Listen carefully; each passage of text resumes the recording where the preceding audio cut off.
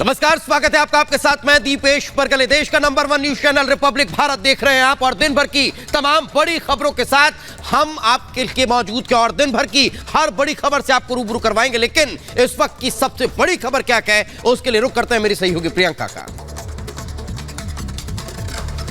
धन्यवाद दीपेश। नमस्कार, मैं हूं आपके साथ प्रियंका शर्मा। बुलेटिन की शुरुआत बड़ी खबर के साथ करेंगे और ये खबर है वाराणसी से, जहां पर गंगा विलास क्रूज पहुंच चुका है, लेकिन इस पर जमकर सियासत हो रही है। और इसी क्रूज पर अखिलेश यादव की तरफ से ट्वीट किया गया है। ट्वीट के जरिए तंज कसा गया है।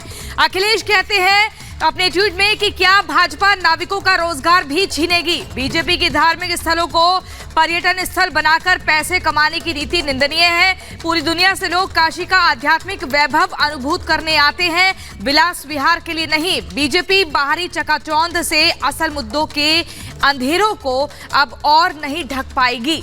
बड़ी खबर, और इस पर लगातार दीपेश सियासत हो रही है। बिल्कुल, सियासत शुरू हो चुकी है। गंगा विलास क्रूज, जिसको प्रधानमंत्री नरेंद्र मोदी आम जनता को सौंपने वाले हैं, वाराणसी पहुंच चुका है। लेकिन इसके वाराणसी पहुंचने के पहले ही सियासी जो बयानबाजी है वो शुरू हो चुकी थी, और अब अखिलेश यादव ने इसको लेकर सियासत शुरू कर दी है। आपको बता दें कि कई राज्यों में यह क्रूज यात्रा करने वाला है, और इस क्रूज को लेकर अब सियासत बढ़ती हुई नजर आ रही है।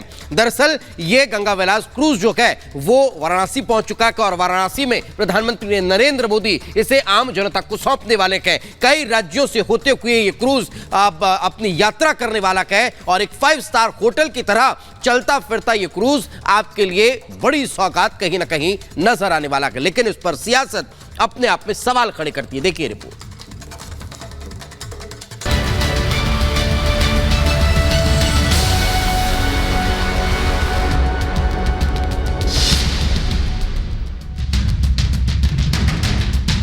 प्रधानमंत्री नरेंद्र मोदी केंद्र के वाटरवे प्रोजेक्ट के तहत गंगा नदी में चलने वाले दुनिया के सबसे बड़े क्रूज गंगा विलास का 13 जनवरी को उद्घाटन करने वाले हैं। गंगा विलास को पीएम वर्चुअली हरी झंडी दिखाकर रवाना करेंगे। ये क्रूज दुनिया के सबसे लंबे जल मार्ग पर सफर के लिए तैयार है। पीएम मोदी के इस प्रोजेक्ट से देश की प्रगति का मार्ग खुलने वाला है, लेकिन ये सेवा शुरू होने से पहले ही इस पर सियासत शुरू हो गई है। जेडीयू के राष्ट्रीय अध्यक्ष ललन सिंह ने मोदी सरकार के इस ड्रीम प्रोजेक्ट को बिहार में रोकने तक की बात कह डाली। इसे बिहार में नहीं चलने देंगे और केंद्र सरकार की गंगा में शिप उतारने को पैसे की बर्बादी करार दिया। गंगा में जो जहाज चलाने की बात कर रहे हैं वो जनता के पैसा का लूट करने का काम कर रहे हैं, वो जनता का पैसा लूट रहे हैं। ये सब कोई बिहार में योजना हम लोग नहीं चलने देंगे, निश्चिंत रहिए। जेडीयू ने ऐतराज जताया तो बीजेपी ने भी पलटवार किया और नीतीश सरकार पर बिहार के विकास को रोकने की बात कही।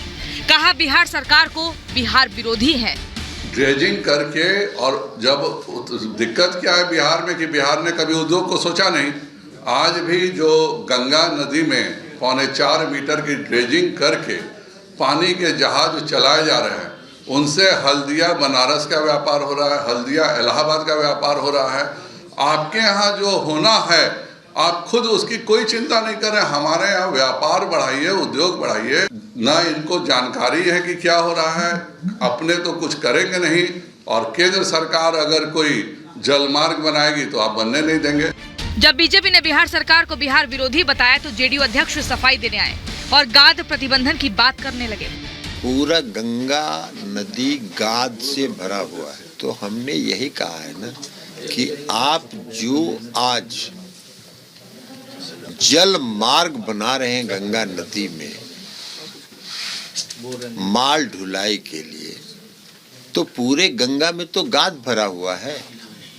आप गाद की सफाई करेंगे और वहां पर जहाज चलाएंगे, और फिर अगले साल जब बाढ़ आएगा तो पूरा गाद भर जाएगा।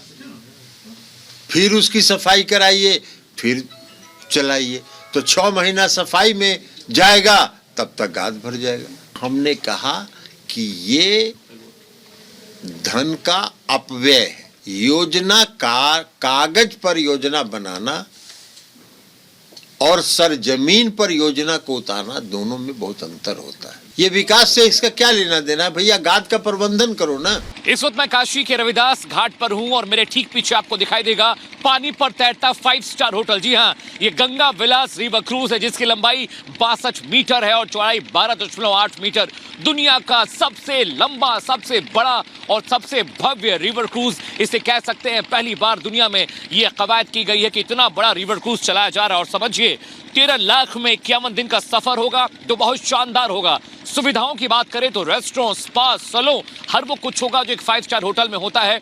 सन डेक होगा जहां पर आप धूप का मजा ले सकते हैं। साथ ही साथ ग्राउंड फ्लोर पर तमाम रेस्टोरेंट, तमाम स्पा होंगे और साथ ही साथ जो फर्स्ट फ्लोर आपको दिखाई दे रहा है यहाँ पे लग्जरी रूम्स होंगे जहां पर विदेशी सैलानी रुकेंगे। 18 दिन पहले कोलकाता से गंगा विलास लग्जरी क्रूज वाराणसी पहुंचा है। 13 तारीख को प्रधानमंत्री नरेंद्र मोदी वर्चुअली इसे हरी झंडी दिखाएंगे। सूबे के मुख्यमंत्री योगी आदित्यनाथ यहां रहेंगे और 13 जनवरी से शुरू इस क्रूज की बड़ी बात यह है कि पहली बार पूरी दुनिया में ऐसा कोई क्रूज तैयार किया गया है।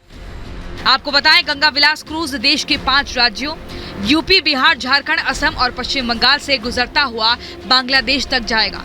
ये 51 दिनों में 27 रिवर सिस्टम से होकर गुजरेगा, जिसमें 3 नदियां गंगा, मेघना और ब्रह्मपुत्र शामिल हैं। क्रूज यात्रा में 3200 किलोमीटर का सफर तय करेगा। इससे टूरिज्म सेक्टर को इससे बड़ा बूस्ट मिलेगा। 4 साल पहले पीएम मोदी ने इनलैंड वाटरवे टर्मिनल का भी उद्घाटन किया था। 1620 किलोमीटर लंबे वाटरवे की शुरुआत की थी, जिससे हल्दिया और वाराणसी के बीच माल ढुलाई आसान हुई। सबसे लंबा चौड़ा क्रूज है जिसे रिवर क्रूज कहते हैं और प्रधानमंत्री नरेंद्र मोदी के संसदीय क्षेत्र वाराणसी से 13 तारीख को प्रधानमंत्री नरेंद्र मोदी खुद इसे हरी झंडी दिखाकर रवाना करेंगे। 51 दिनों का लंबा सफर होगा। 28 विदेशी सैलानी होंगे जिनमें 20 स्विट्जरलैंड के और 28 8 जर्मनी के होंगे सैलानी जो इसके 51 दिन के लंबे सफर पर निकलेंगे। जिस गंगा विलास क्रूज को पीएम रवाना करने वाले हैं वो टूरिज्म को बढ़ावा देगा और रोजगार के अवसर पैदा करेगा। जो लोग इस क्रूज पर ट्रैवल करेंगे उन्हें भारत की संस्कृति और विरासत के दर्शन करने का अवसर मिलेगा। ये क्रूज मेक इन इंडिया के तहत बनाया गया है और तमाम सुविधाओं से लैस है। Bureau report, Republic Bharat. तो देखिए, टूरिज्म को बढ़ावा मिलेगा, रोजगार को बढ़ावा मिलेगा, फिर भी विपक्ष द्वारा इस पर सियासत की जा रही है। लेकिन अब हम आपको बड़ी स्क्रीन पर पूरा वो रूट समझाएंगे कि वाराणसी से कहां पर होकर ये गुजरेगा। इस मैप के जरिए 51 दिनों का पूरा ये सफर रहेगा और ऐसे में 3200 किलोमीटर की पूरी यात्रा शुरुआत होगी वाराणसी से। देखिए, ये पहुंचेगा मुर्शिदाबाद, उसके बाद कोलकाता, उसके बाद ढाका, फिर धुबरी, गुवाहाटी और डिब्रूगढ़ असम की आखिरी इसकी डेस्टिनेशन होगी। तो कुल मिलाकर ये सफर तय किया जाएगा। इसमें 33 स्विस मेहमान होंगे।